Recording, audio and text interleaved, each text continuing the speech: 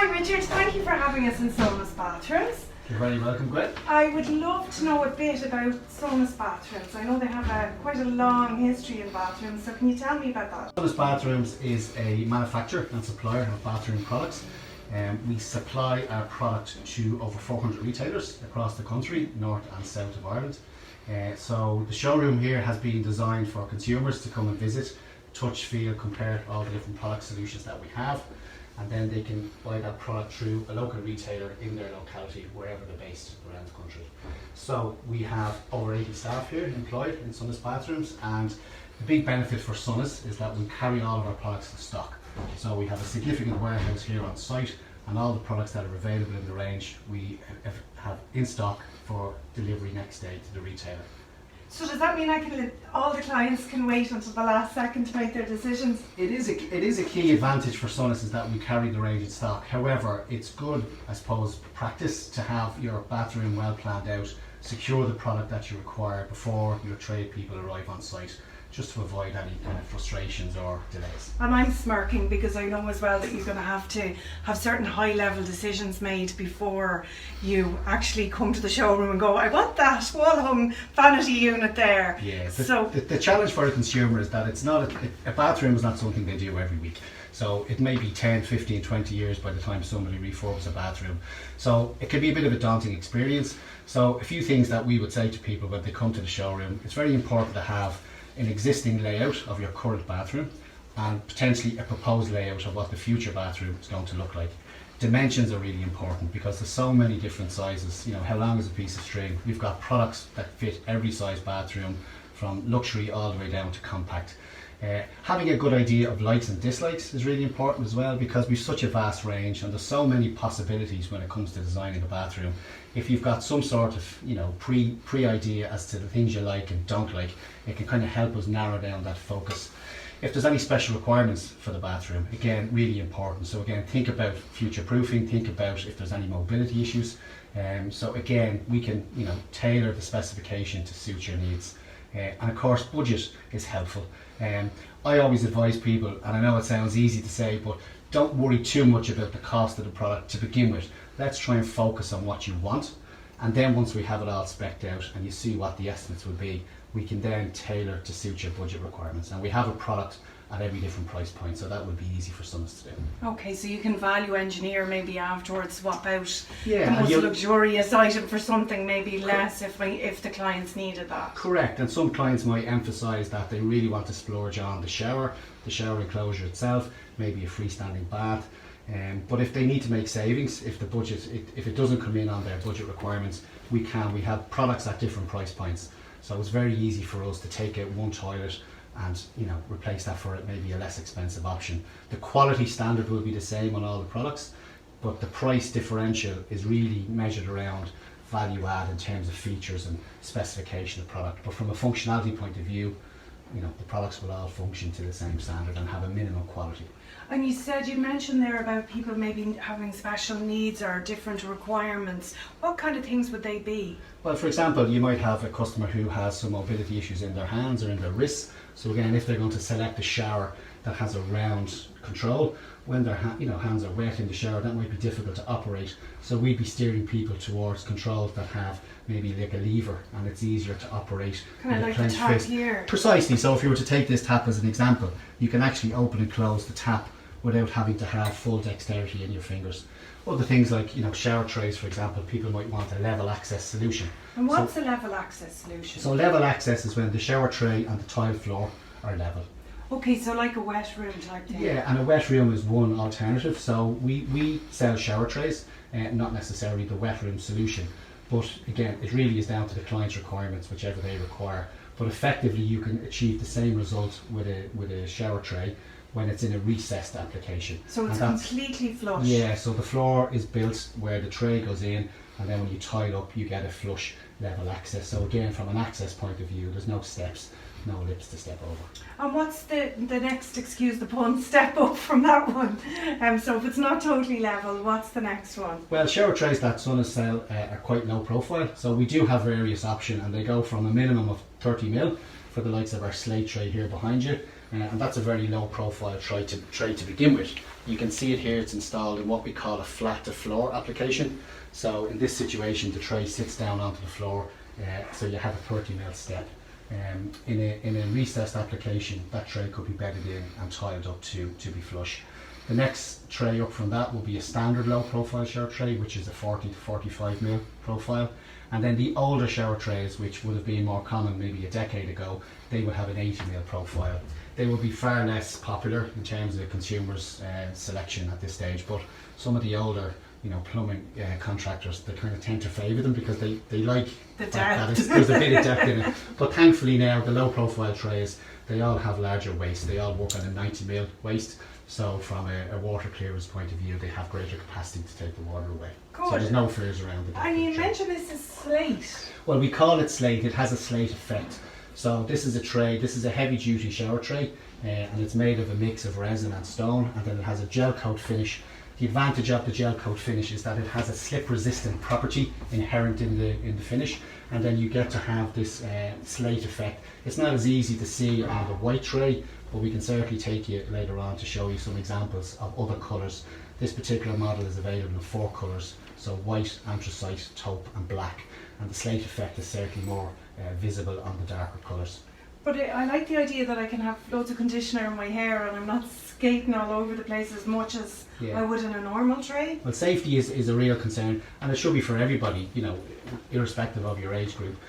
Even the standard low profile trays, which come with a different material, that's an acrylic cap, so that will be similar to what a bath is manufactured from.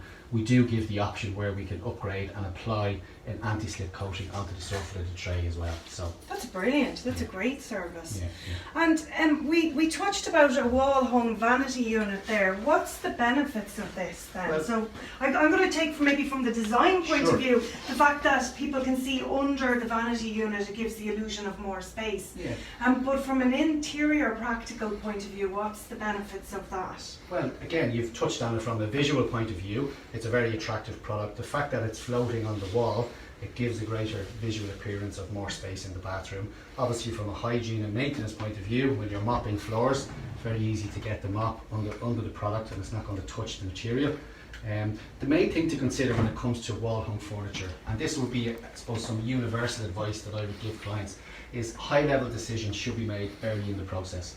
And what I mean by that is often people will come with a kind of a visual requirement for, say for example, a wall hung vanity unit, but the wall that they're going to position it on has to have sufficient supports inside the wall to be able to take the weight of the product.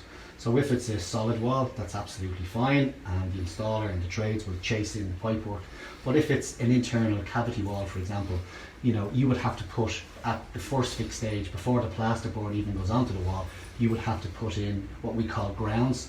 A piece of 4x2 goes in between the uprights, and that actually provides the stability and structure to screw the unit to. So and is that the same for wall hung toilets then? Do I need to put in grounds for them as well? So wall hung toilets, again, it's a growing trend, and more consumers who are coming to the showroom are interested in wall hung. It's definitely a decision you need to be making early in the process. So to install a wall hung toilet, you need to have a void inside the bathroom. Okay, so for some clients what they'll do is they'll build out a stud, and then you will put a frame, what we call a fast fix frame, and that's a kind of fully integrated system. It's a steel frame with a 400 kg capacity that goes in at first fix stage. Sorry, it will hold a 400 kg person on Yes, so once everything is installed as it's supposed to be, and it has all the sufficient grounds and fixing points, it will have a maximum capacity of 400 kg. So that system will go into the wall first, and that does all of the flushing, takes all the waste away, so all of it's like the engine to support the product. And then once that's inside the void, you will then tile, and then the pan goes on to the finished tile to give you that floating effect. But there's a serious piece of kit going on in the background, and that has to be provided for. So again, the advice, and as I said already, it's universal advice, have these high level decisions before you come to start planning your bathroom. If that's the look you want to achieve, there's absolutely no problem, as long as it's planned out for and provisions are made for it. Because if you make these decisions late in the process, unfortunately you may have to move pipe work, or pay to have the same work done twice. And I presume that would be the same if I wanted something like this floor mounted, deck mounted tap as well for my freestanding bath. Absolutely. Because the waste from the bath and maybe the deck mounted tap need to have decisions thought about first too, do they? So again, this is a beautiful example of a freestanding bath, and again growing in popularity. But these are not decisions you can make last minute. So if you take, for example, the floor standing bath shower mixer, this is what we call a typical first fix product. So on the base plate of the mixer itself, there's an anchor that goes into the floor, and that goes in pre-tiling. Okay. So again, you know, unfortunately some clients have made decisions when floor tiling is completed that they'd like a freestanding bath and maybe a mixer like this, but unfortunately it's kind of too late at that stage. So you're going to have to pay to have a bit of kind of revision work done. So again, having the high level decisions Builder made. says no at that stage. Builder says no, or it's going to cost you. So everything's possible, but I suppose what Sonas are trying to do when we guide people through the product selection process is to give them some tips, useful tips from a planning point of view, to try and avoid having to pay for the same work. And if I see this toilet here, if I don't have a wall hung toilet, I don't see any of the waste or any of the piping coming out the back there. It looks to be a very clean finish into the wall. What's that? It certainly is. So this would be an example of what we call a fully shrouded or a fully back to wall close couple toilet. If you were to look at the toilet options available in the market, you can generally break them into three types. Close coupled, which is where the pan sits on the floor and the cistern is closely coupled to the plant, hence the name.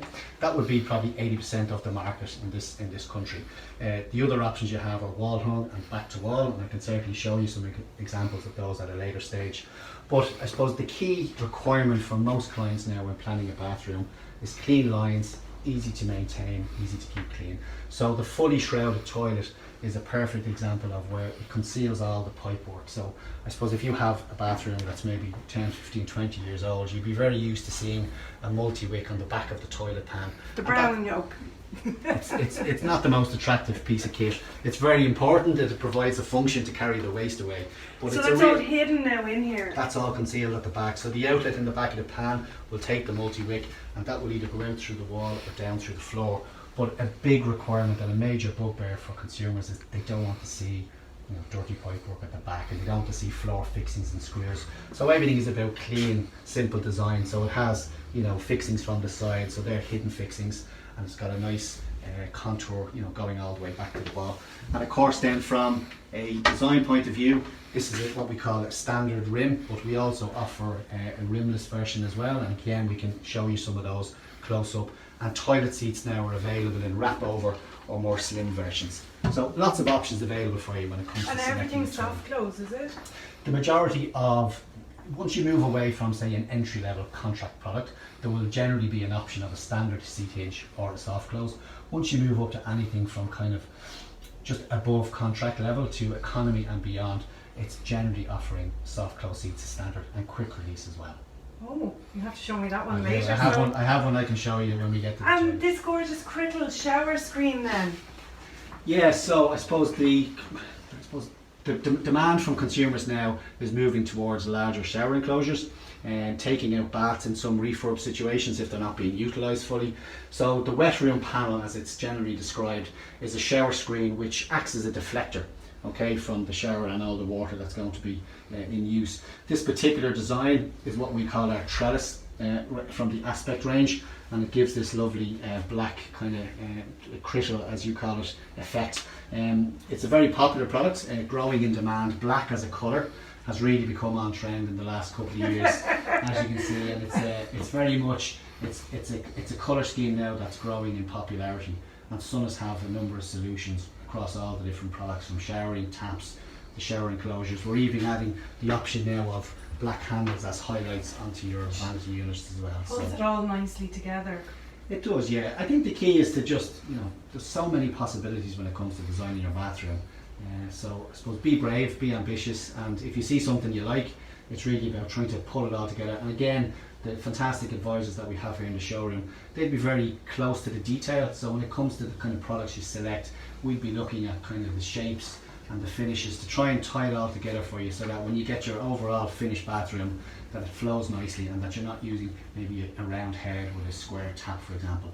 We want to try and make sure And that's it's all those together. details that make such a difference to the finished product, because sometimes when you walk into a bathroom and you go, this is amazing, it works so well, and other times you walk into a very similar space and you go, well, it's not working, why? But it's those little things that are jarring, isn't it? I think people generally are liking simplicity in design, so the vast majority of the products that we sell will be of what we call a contemporary design, and wall hung, you know, is very much growing in popularity. There's a lot of choice available, and the walk-in showers, again, there's very little maintenance involved, so there's no moving parts, and so to keep the product maintained and keep it clean is much easier. And all of the products we sell in the shower enclosure range, whether it's a screen like this or a conventional shower enclosure, they all come with easy clean, crystal easy clean glass protection, and that's it's like a material that gets impregnated onto the glass, and it's making, you know, the maintenance and cleaning of the shower easier, so it helps reduce the build-up of soap, scum and residue, etc. Could do with some of that in my glasses. Yeah. Tell me about the shower head. This is a rain head, is it? Shower head. This is what we would traditionally know as a rain head, and in this particular application, this is an exposed shower. So what I mean by that is the shower controls itself are surface mounted, so they're exposed outside of the tile. And again, from a popularity point of view, this would probably fit most people's requirements. The rain head is a fantastic experience, but the practicality of having a hand shower is also very beneficial. So why is that now, Richard? Because I know we've had this discussion before. We have had this discussion How do before. you know that that's very practical? And as a man who had all this planned out for his own ensuite, I insisted on putting only a rain head in the shower. But of course, the practicalities of cleaning the shower down when you're finished, or even when my young son gets in and I'm trying to wash him, you know, he has to stand under the rain head as opposed to having the flexibility of a hand shower. So this product really ticks the boxes. It gives you the best of both worlds. So the handheld one is really important. Or if I want to wash and not wash my hair, I can put it down at a certain height, and as you say, kids cleaning it. Yeah, it's definitely something you missed. And it'll never happen again. I'm probably at pains to point this out to people based on my own bitter experience. But yeah, certainly this type of solution is very, very popular. Probably a key requirement that consumers need to consider when selecting a product like this is the pressure that they have in the home. So traditionally when Irish homes were built, it worked on what we know as a gravity fed system. So for a product like this to deliver the flow rates and to give you the, I suppose, the showering experience that you will expect, you have to have a pressurized system in your house, or at least a pump that will take, you know, the hot and cold water from your cylinders and pressurize it before it gets to the shower.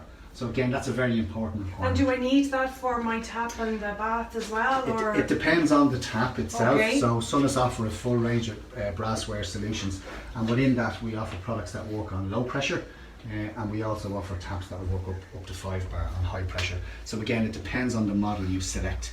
For the example of the freestanding bath, there's a significant volume capacity in a bath, so in order to fill that in an appropriate time level, you would, for a model like the one on display here, the Harrow freestanding bath shower mixer, high pressure would absolutely be a requirement. Because this bath is quite deep as well, isn't it? It's very deep, yeah. Would you like to try it? No, but I'd like you to. Would you? Yeah, okay. come on, Alright, you're tall. Okay, so this is something that we absolutely promote in Sonas. So you promote we people? promote, try before you buy, because Okay. this is a big decision you're going to make. Well, you're nearly lost in that bath, I'm aren't you? 6'3", and you can actually see the bathing area, the depth of this bath makes for a very comfortable experience.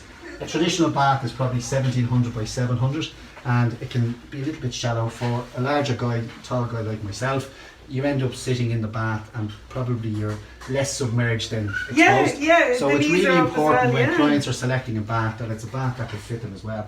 But it's also the other way, that if you're a smaller person, you don't necessarily want a bath that you're slipping around and swimming in. So I suppose it's trying to get the optimum solution. So within the showroom here, the showroom advisors, this will be a regular occurrence, and people are often a little bit surprised when we say, come on, jump in and test it. But for us, we want customers to be happy and get the selection right. So try before you buy, get inside the product, touch, feel, compare, make sure it suits what you want. Okay.